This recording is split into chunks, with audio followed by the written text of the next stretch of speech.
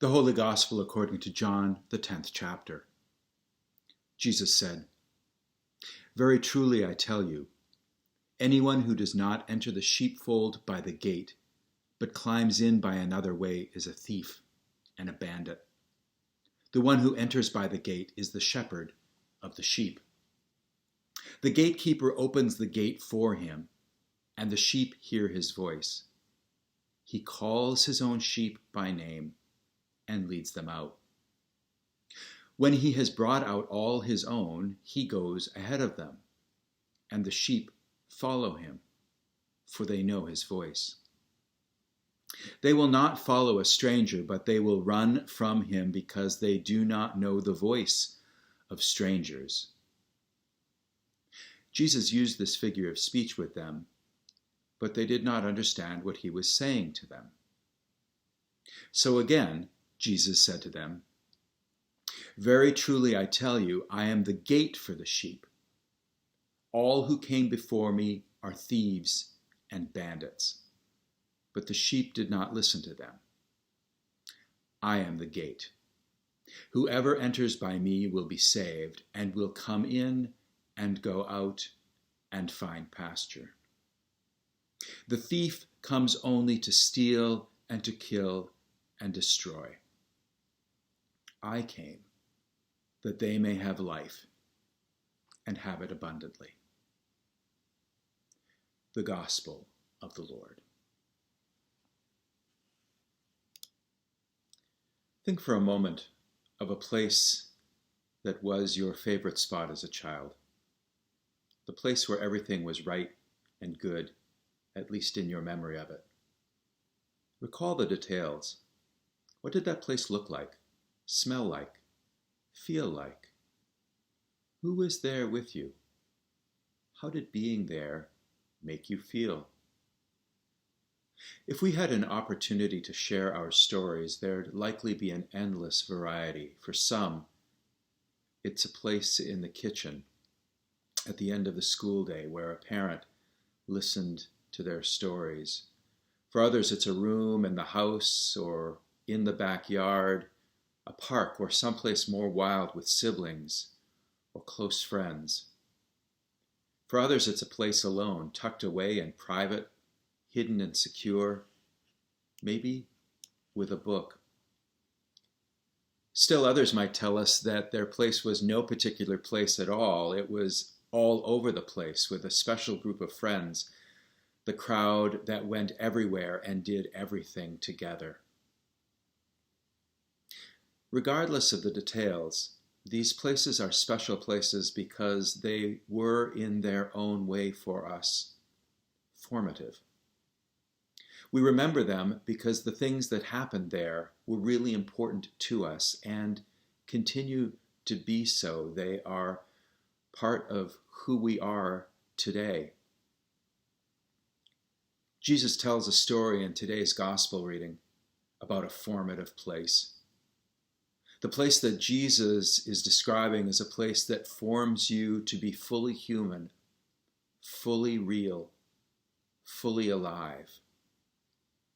And it's not just a place of your memory. It is the place of your present reality and your future hope. It's not a tree house or a porch swing. It's not a stool in the family kitchen. The place Jesus identifies as your core formative place is, Jesus says, kind of like a village sheep pen. Now, this image is a stretch for us for two very important reasons.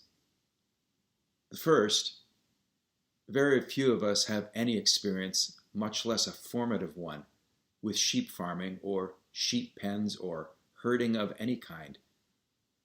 So we have to adapt ourselves to this image. And then, this sheep pen isn't really about us at all, at least not initially, unless you qualify under the state of Israel's law of return.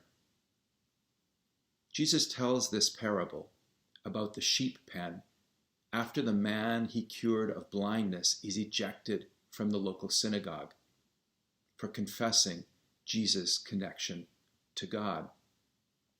The sheep pen is the place where God's people, the children of Abraham, are gathered.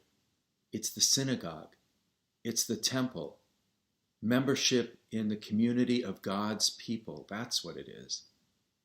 Sheep and shepherd imagery had a long history among those to whom God had given the law through Moses. Only later in this chapter will Jesus tell his disciples that there are others, the rest of us, who he intends to gather into the people of God. So the prospect of coming into Jesus' sheep pen is intended by Jesus to become a global phenomenon. While we in our time might not get this at a deep emotional level, the way we fondly remember our own formative places, people for much of the history of the church would have. Moving sheep and other herd animals out of their pens to good pasture and back again is an old and global aspect of human culture. The latest issue of National Geographic magazine reports that this seasonal migration from winter lowlands to summer pastures in higher elevations, called the transhumance, has been given UNESCO heritage designation because every culture has its migratory herders. But even for us with no first-hand experience of shepherding, it's a great image. Not only are the sheep kept safe in the pen, but when the sheep do leave for those green pastures, Jesus describes the sheep as doing so in response to the leading voice of the shepherd. It's an image that inspires all kinds of listening to Jesus ideas, doesn't it? Jesus goes on to distinguish his voice as the shepherd's voice from all sorts of false voices that try to steal the sheep from the pen, to try to break in. I think it's safe to assume that these other voices don't plan to return the sheep to the pen safe and sound. Who are these competing voices that tell us lies and half-truths? And when I ask this question, in today's context, I'm not thinking about the current competition between voices calling us to stay in or venture out, voices that encourage us to wear face masks or to not bother. I'm not talking about real news versus misinformation. I'm talking about something much more fundamental. A way of getting to some of the answers to this question I'm thinking about, this question of competing voices, is to think of ways in which we and the people we live with, the people of our culture, end the following sentence. The sentence is, in the end, it all comes down to. How do we fill in that blank at the end of that sentence? That's a statement about the basic principle of life, the stuff that's at the core of it all, the big rule. How do we and others finish that sentence? Well, probably in dozens of ways, maybe more. But let me get our thinking started by suggesting 3. The first is a group we might call fate, luck, or, for those more esoteric, destiny. It all comes down to fate. It all comes down to luck. This is the way the sentence is finished when we see ourselves as small beings in a big universe that doesn't give two hoots about us, in which things happen for no good reason or for no reason at all.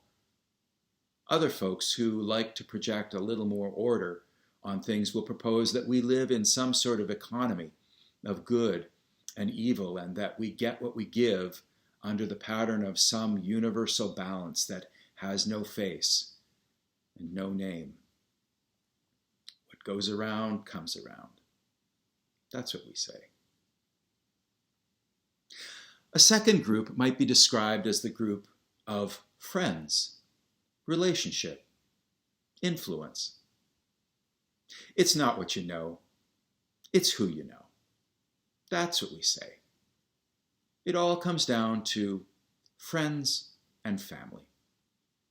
Finally, that's the big principle of life, the relationships that we can build and maintain, and the place in those relationships that we can establish for ourselves. Those with power have powerful relationships. That's what it's all about.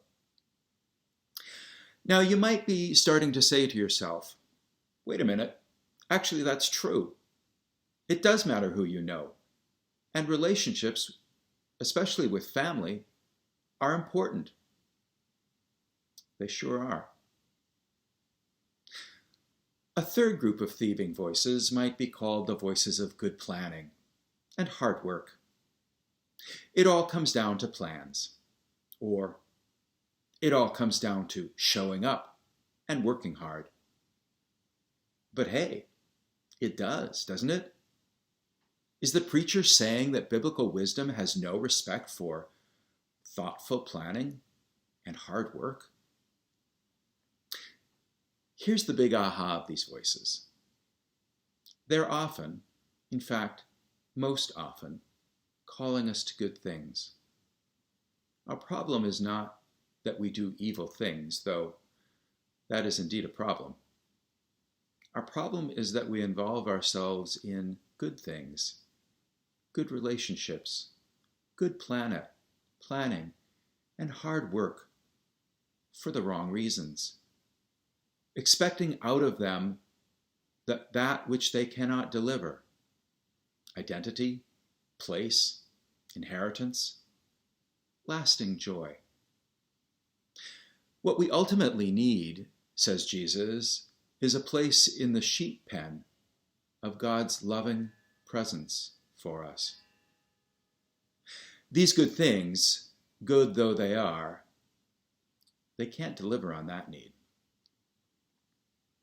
Well, the disciples aren't getting any of this. In fact, they don't have any idea what Jesus is talking about at all. So Jesus shifts the metaphor. He starts talking about the gate to the pen.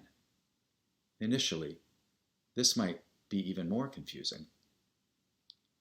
Jesus identifies himself as the gate and says that you don't get into the pen apart from going through him. So it comes down to Jesus. And not just Jesus in the most generic sense of good feelings and kindness toward others and loving God. When we start talking about Jesus as a means into the sheep pen, which is the place of your true identity under God, where your true worth and value are found, we're talking about Jesus in his essence. We're talking about Jesus in his death and resurrection. That's where Jesus does his Jesus thing. The cross and the resurrection which follows, that's where it's at. It's the gate to one's real and true self. Later in this chapter, Jesus will return to identifying himself as the shepherd in the story. He'll say that he is the good shepherd. And what makes a shepherd good? That he will lay down his life for his sheep. That's the essential Jesus, the crucified and risen one. In the end, it all comes down to the death and resurrection of Jesus. It is the way by which we come and go. We signal this at the beginning of our pilgrimage of faith.